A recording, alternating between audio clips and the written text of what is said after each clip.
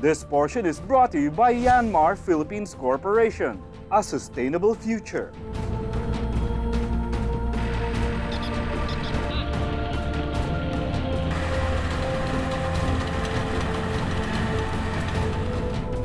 Faster, cleaner, powerful at cost-effective. Ito ang mga qualities ng ka-agri-partner ng farmers at businessmen sa kanilang sinasakang lupa. Ang Yanmar Combine Harvester o AW-70V.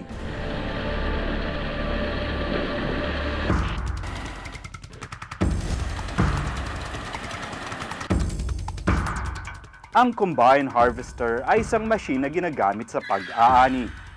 Ginagapasan ng machine ang palay at sa loob ay idinadala niya ang mga nagapas na palay sa threshing section. Dito ginigiik o inihiwalay ang mga butil o palay sa tangkay.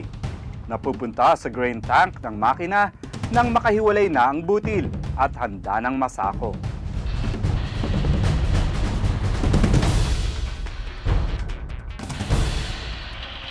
Tatlong tao lang ang kailangan sa operation ng combine harvester, isang driver o taga-maneho at 2 bagger na sasalo ng mga butil para masako.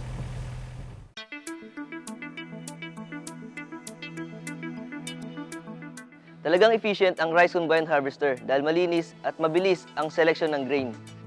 Ang grain ay hindi nasasayang dahil lesser ang natatapon.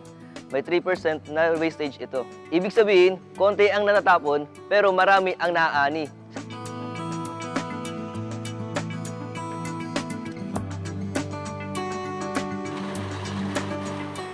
Ang rice combine harvester ay mahaba ang threshing drum. Ibig sabihin, marami ang naaani pero hindi nagkakaroon ng grain clogging.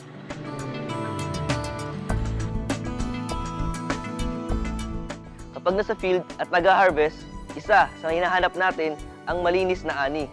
Dito, maaasahan ng rice combine harvester sa kanyang cleaner grain selection. Mas malaki ang grain separator. Sa konting oras, mas maraming grains ang nasasala, malinis at walang impurities.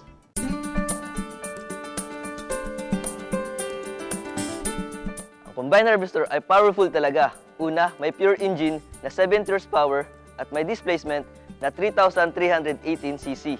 More torque, more power, pero mababa ang fuel consumption. Powerful engine plus mababang fuel consumption, talagang cost-effective.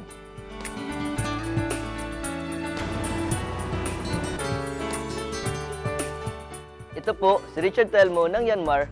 Patuloy po kayong bibigyan at gagabayan ng isang sustainable agriculture para sa sustainable future.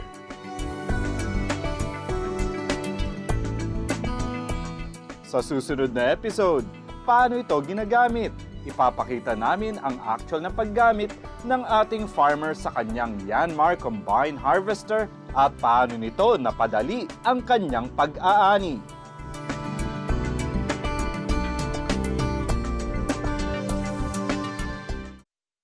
A sustainable future. Yanmar.